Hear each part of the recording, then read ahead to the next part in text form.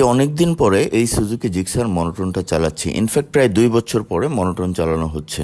আর এই মনোটন বাইকের উপর আমার একটা স্পেশাল ভালো লাগা কাজ করে। এর কারণ হচ্ছে এই বাইকটার প্রাইসের এগেনস্টে যে ফিচার বা পারফরমেন্স অফার করে, এটা আমার কাছে মনে হয় ইনক্রেডিবল। আর এই ছোট্ট শর্টটা করার কারণটা হচ্ছে যে নন এবিএস বাইকে ইউজুয়ালি আমি ব্রেক টেস্ট করি না, কারণ বাইকগুলো ম্যাক্সিমাম ক্ষেত্রে অন্যের হয়। সেক্ষেত্রে পড়ে গিয়ে একটা দুর্ঘটনা ঘটলে একটা বড় ক্ষতি হওয়ার সম্ভাবনা থাকে। বাট দুইটা বাইকের ক্ষেত্রে নন এবিএস হলেও ব্রেক টেস্ট করার সাহস করা যায়।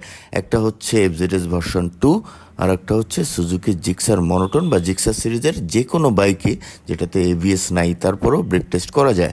আর এই মনোটনটা আমি 50 বা 52 স্পিডে একটা ব্রেক টেস্ট করে দেখলাম। ইনফ্যাক্ট ডিস্টেন্স না, সিম্পলি বা ক্যাজুয়ালি টেস্ট করছিলাম।